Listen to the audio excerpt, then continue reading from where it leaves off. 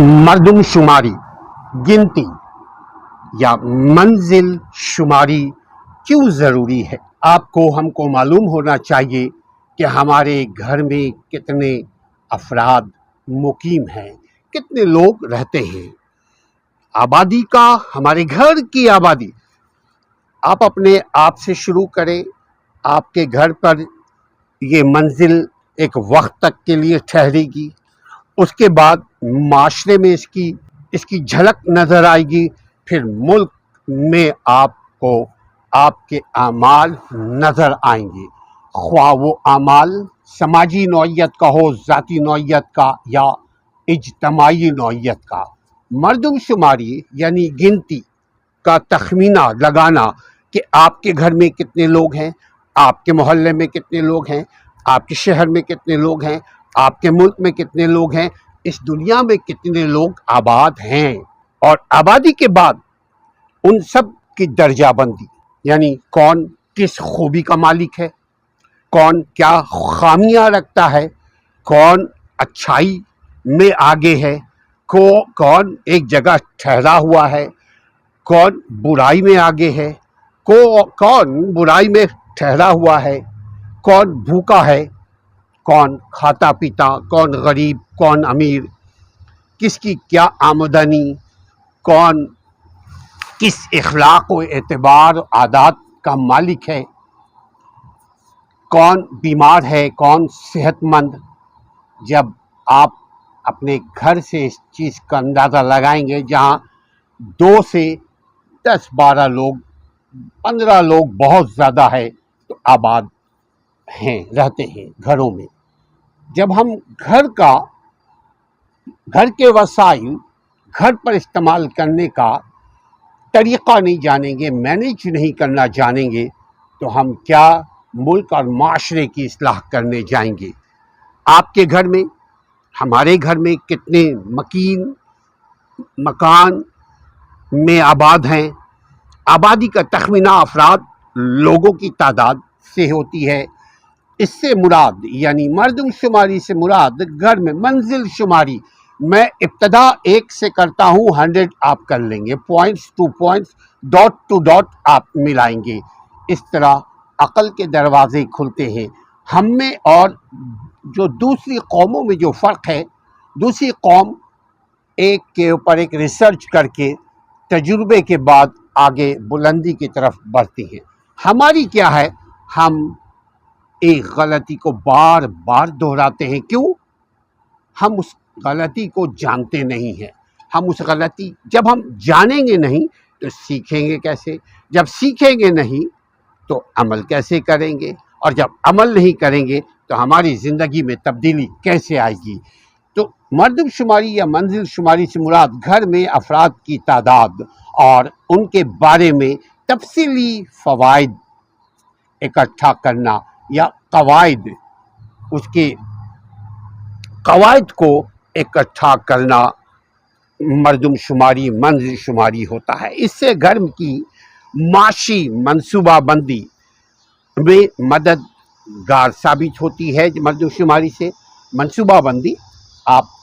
पढ़ना चाहते हैं, अपने बच्चे को पढ़ाना चाहते हैं, आपके वसाइल कितने हैं आपको मालूम होगा, आपका कौन सा बच्चा किस खूबी का मालिक है आपको पता होगा, आपका कौन बच्चा बीमार है, आपकी औरत किस सलाहियत की मलका है, आप में क्या सलाहियत है, किस में क्या एजुकेशन है। अपने घर की तादाद मालूम करने का अमल मंजिल शुमारी कहलाता है, जो कि घर की मुनासबत से मनसूबाबंदी के लिए निहायत ही लाजमी है, ज़रूरी है। इससे आप अपने घर में मौजूद अफराद की तादाद का तयन कर सकते हैं, जो कि खुराक को आप मुहैया कर सकते हैं। यकीनन आपको मालूम है, 4 बच्चों के लिए 4 प्लेट, आप 25 करोड़ आवाम के लिए 25 करोड़ प्लेट्स। तो ये शुरू घर से और इंतहा पूरी ज़िंदगी, सर्च, रिसर्च, इल्म का हुसूल, अमल करते हुए ज़िंदगी में तब्दीली ये आती रहेगी। वसाइल का इंतज़ाम, घर में मंजिल शुमारी की अहमियत وسائل کا انتظام، گھر کے افراد کی تعداد معلوم ہونے سے ہم اپنی اور ان بچوں کی، ان گھر کے مکینوں کی خوراک، لباس، تعلیم اور تربیت، دوا، ڈاکٹرز اور دیگر ضروریات زندگی کا ہم بہتر اندازہ لگا سکتے ہیں، منزل شماری کر کے، مردم شماری کر کے، گنتی گین کر، تعداد گین کر اخراجات کا اندازہ بھی لگایا جا سکتا ہے۔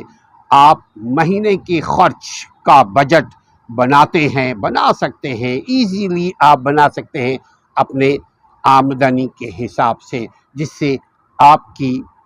بچت اور دیگر مالی امور کا انتظام آسان ہو جاتا ہے۔ منزل شماری یا مردم شماری یا سینسس یا گنتی، ٹوٹل کتنے لوگ یہاں رہتے ہیں اور کن خوبیوں کے مالک ہیں، تعلیم کے کس قدر ہے، وغیرہ وغیرہ جب معلوم ہو جائے گا تو گھر کی منزل شماری کی اعداد شماری کو گھر کے افراد کی تعداد اور ضروریات کو مد نظر رکھ کر آپ ترتیب دیتے ہیں اس پر خرچ کرنے کے لیے۔ مزید اگر آپ کو خرچ زیادہ ہے اور آمدنی کم ہے، یعنی سپلائی زیادہ ہے اور انکم کم ہے، تو پھر آپ مردم شماری، منزل شماری، سینسس، اس گنتی گین کر آپ اپنے پرابلم کو سالو کر سکتے ہیں، یعنی چادر اپنے قد کے حساب سے پھیلائیں گے،